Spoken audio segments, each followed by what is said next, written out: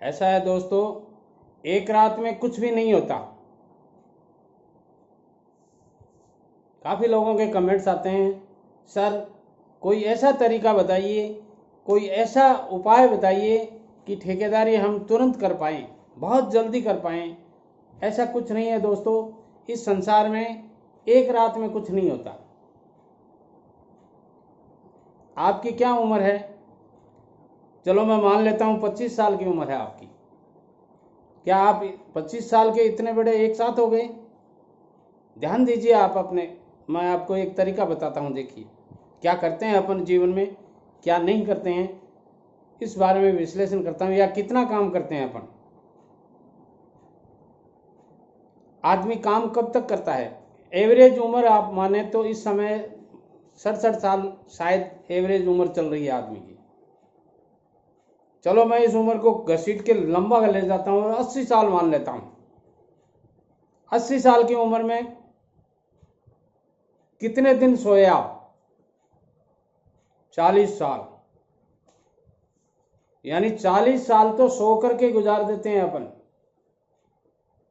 ध्यान दीजिए शब्दों को। यानी छोटी उम्र में आदमी, बच्चा जब पैदा होता है उस समय 23 घंटे सोता है, फिर 22 घंटे सोता है, फिर 16 घंटे सोता है, और कर करा के 8 से 10 घंटे तो अपन सोते ही सोते हैं। कुछ लोग, बहुत कम ऐसे आदमी मिलते हैं जो 6 घंटे सोते हैं, बाकी 7-8 घंटे तो अमूमन आदमी सोता है। यानी एवरेज मिलाकर के आप ये मान लीजिए 30 साल तो आप पूरी उम्र में सोते रहेंगे। अब काम कितने घंटे करेंगे आप बताइए? तो यही बात है। तरीका ये समझिए आप कि कोई भी काम आप सीखना चाहेंगे, ठेकेदारी सीखना चाहते हैं। एक कमेंट आया था, सर क्या ठेकेदारी सीखे बिना ही काम शुरू कर सकते हैं? अरे भाई, सीखे बिना भोजन खाना नहीं सीखा तुमने, सिखाने से सीखा है। पूछिए अपने माँ बाप से कि वो उन्होंने कितने दिन प्रयास किया था आपके साथ में।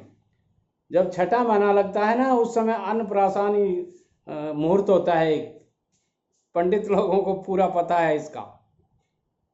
आपके माताजी पिताजी से पूछिए, पहला अन्न का ग्रास जब आपको दिया जाता है, उनको उसको अन्नप्राशन मुहूर्त बोलते हैं। तब से आपको सिखाया जाता है, धीरे धीरे धीरे धीरे सिखाया जाता है। और 10 महीने के होते हो ना, तब तक खाना थोड़ा सा सीखते हो। और फिर 3 साल तक आपकी मम्मी पापा आपके पीछे कटोरा लेके घूमते रहते हैं, ले बेटा एक गाछिया ले ले, एक गाछिया ले ले, ऐसे करके सिखाया जाता है। जब खाना खाने में सीखने में भी आपको 3 साल लग सकते हैं, तो ठेकेदारी बिजनेस तो ऐसा क्लिष्ट बिजनेस है, ऐसा वो बिजनेस है जो सीखने के, हाँ, जिस आदमी ने इस बिजनेस को सीख लिया वो 3 चीज़ें सिक्योर कर लेगा। दोस्तों, ठेकेदारी एक बिजनेस ही नहीं, एक कला है, एक टेक्निक है। ये टेक्निक जिसको आ गई वो कमा के खा लेगा पूरी जिंदगी।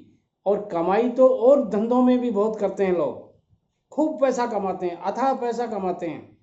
मगर इस बिजनेस में यदि आप आ गए और इसको सीख लिया आपने अच्छे से, तो 3 चीज़ें आपकी सिक्योर हो जाएंगी, सुरक्षित हो जाएंगी।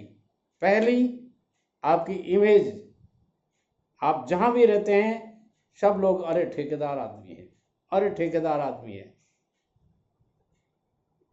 जहाँ भी जाएंगे आपको इज्जत से बोलेंगे लोग, अरे कुर्सी दे छोरा, ठेकेदार जी आ गए। अब छोरा छोटा नहीं है, वो ठेकेदार जी से बड़ा है, मगर उसको छोरा कहा जाता है।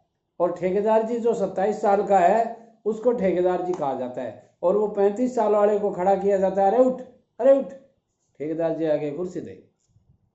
समाज में इमेज हो जाएगी आपकी।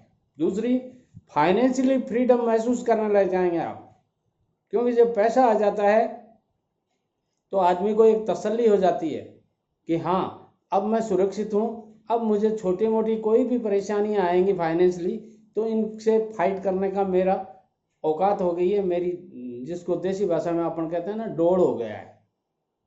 तो फाइनेंशियल फ्रीडम हो जाएंगे आप। और तीसरा, आपके बच्चों का भविष्य और ज़्यादा बढ़िया हो जाएगा, क्योंकि अच्छी स्कूलों में पढ़ाएंगे आप। जब पैसा कमा लेंगे तो बुद्धि आ जाती है। पैसा आने के बाद में बुद्धि खरीद सकता है आदमी। एक ठेकेदार आदमी जो 7वीं 8वीं 12वीं पढ़ा लिखा आदमी होता है, वो ठेकेदार भी जब AA क्लास कॉन्ट्रैक्टर बन जाता है तो देखिए उसके पास में एक CA होता है, चार्टर्ड अकाउंटेंट जिसको बोलते हैं, क्योंकि उसके अकाउंट्स का काम सारा वो देखता है। उसके बाद में उसके पास में एक PA होता है जो सारी एडवाइस देता है, सारे डॉक्यूमेंट्स वगैरह तैयार करता है, वो होता है। उसके बाद में उसके पास में एक अकाउंटेंट होता है जो सारे बही खातों को दिन भर की जो अकाउंट्स का काम है वो करता है। और उसके बाद में उसके पास एक लीगल एडवाइज़र होता है जिसको आप एडवोकेट बोले जाते हैं। और उसके बाद में उसके पास में एक सिविल इंजीनियर होता है, कम से कम एक तो होता ही है जो उनकी साइट पे नहीं ऑफिस में होता है। वो डिजाइन ड्राइंग वगैरह सब बनाना है, कैलकुलेशन करना है, जी शेड्यूल कराना है, रेटें वगैरह एनालिसिस करना है, ये सारी चीज़ें वो जानता है। ऐसे आदमी को ऑफिस में रखते हैं। और साइट के ऊपर तो कितने इंजीनियर हो सकते हैं, जितनी साइटें चलती हैं उन पे सब पे एक एक इंजीनियर रखना जरूरी हो जाता है। तो पैसा जब आ जाता है ना तो बुद्धि खरीदी जा सकती है। एक बार बुद्धि और लक्ष्मी की दोनों की लड़ाई हो गई और उस लड़ाई में लक्ष्मी ने कहा मैं बड़ी हूँ, बुद्धि ने कहा मैं बड़ी हूँ, और दोनों में जब लड़ाई हुई तो अंत में यही हुआ कि सेठ के लड़के के पास में तो बुद्धि आ गई, सॉरी धन आ गया, लक्ष्मी आ गई, और ब्राह्मण के लड़के के बुद्धि आ गई। मगर सौभाग्य की बात यह है कि बुद्धि जीतती है और धन हारता है। नमस्कार।